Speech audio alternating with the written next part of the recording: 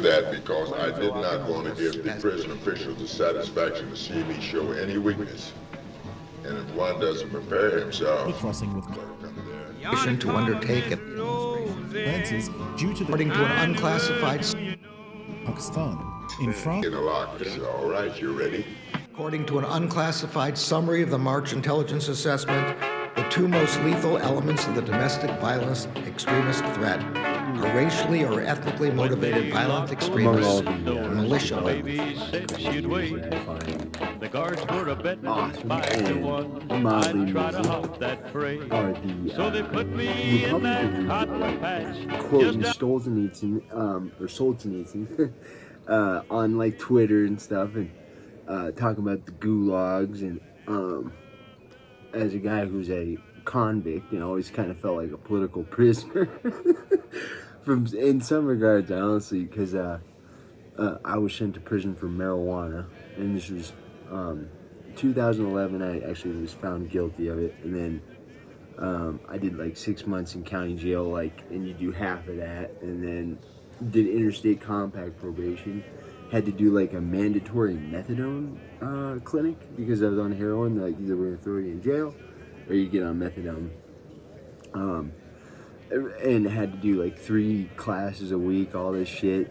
Got back to where I was about to get off of paper again, and then started shooting coke with my dad and got popped off for that. Handed in a fake note to my probation officer, and he got me on a phone call, and he's like, "Hey, what's this about this note that says that you have a false positive for cocaine from lidocaine?" Well, if you know anything about those two drugs, it's completely impossible for that to be. It's completely impossible. And I had tried to pass this note off, and I had cops barging, like, about to put the door off the hinges on the next Monday morning. And I went back to prison. I went to prison for the first time and stayed in from February 2015, basically till the day after Juneteenth, 2020, or 2016. Sorry, so like 2 and some years. But I was out for 3 months of parole. Literally got sent back right off of parole.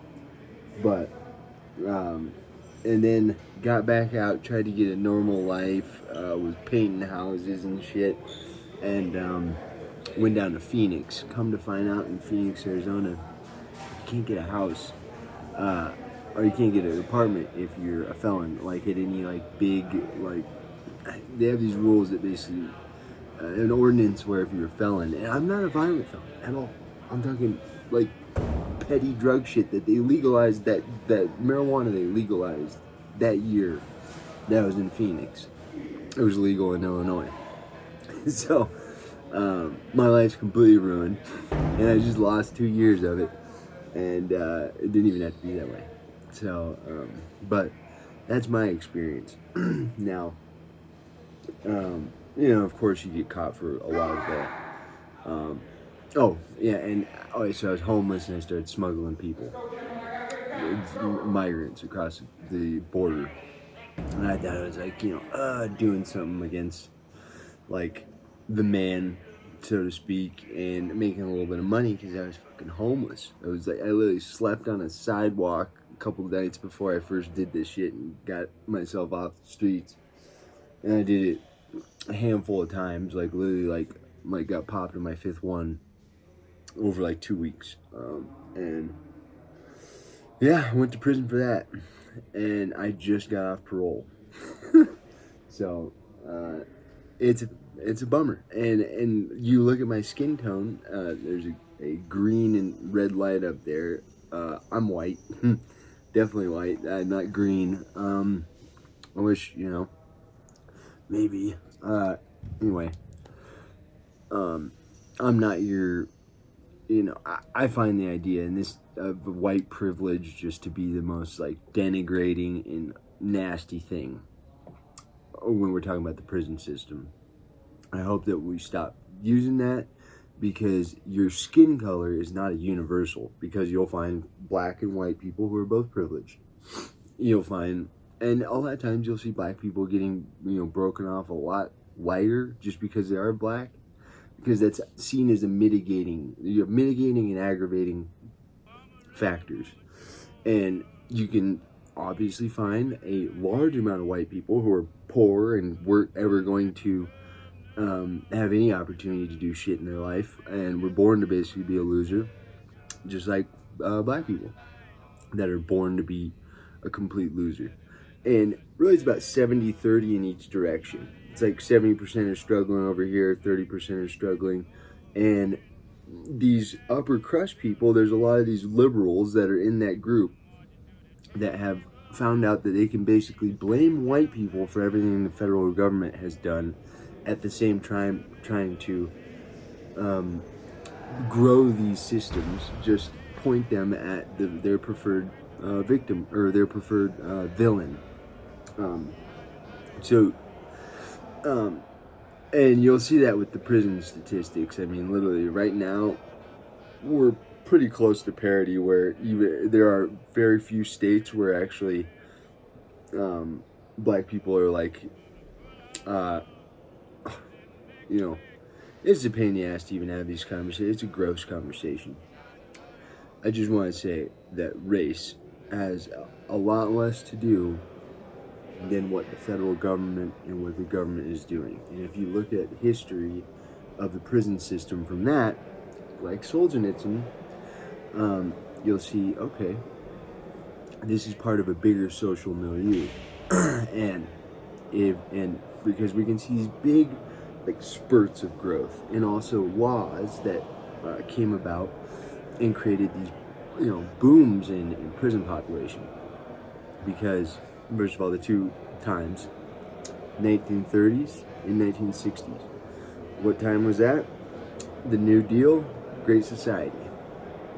What happened during those times?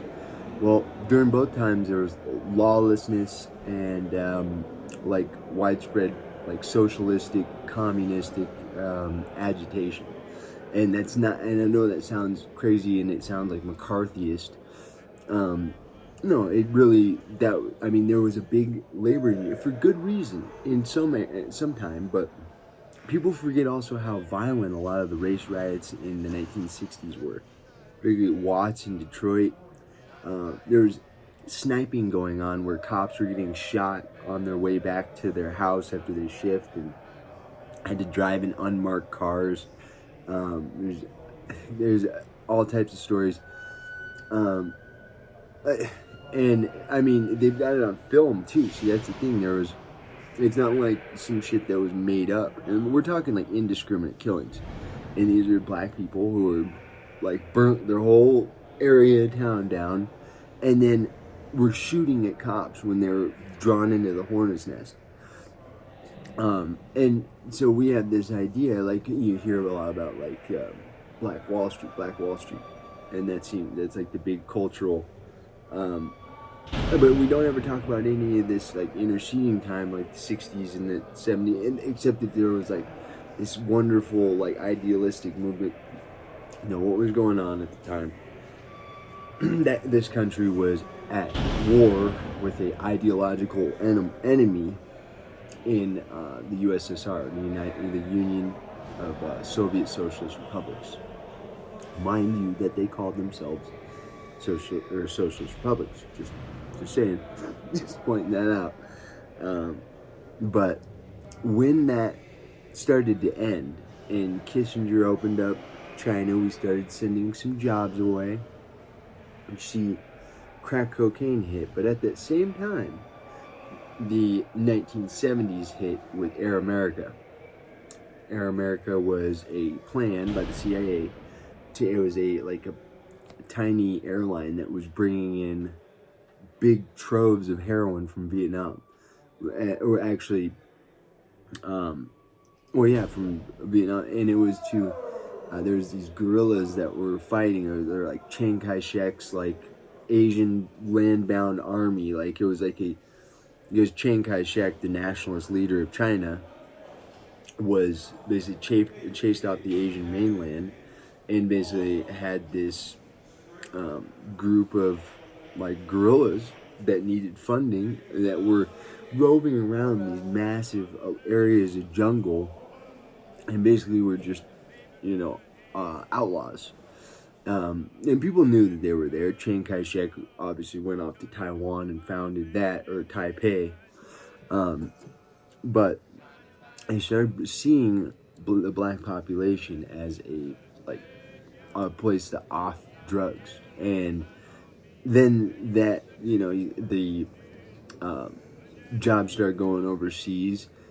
Investment starts getting pulled out of some of these places. Labor unions also have part to do with this because, mind you, they choked out a lot of the auto industry through shitty ass jobs. The Teamsters messed up a lot of the contracts because, mind you, freight is a lot of what goes into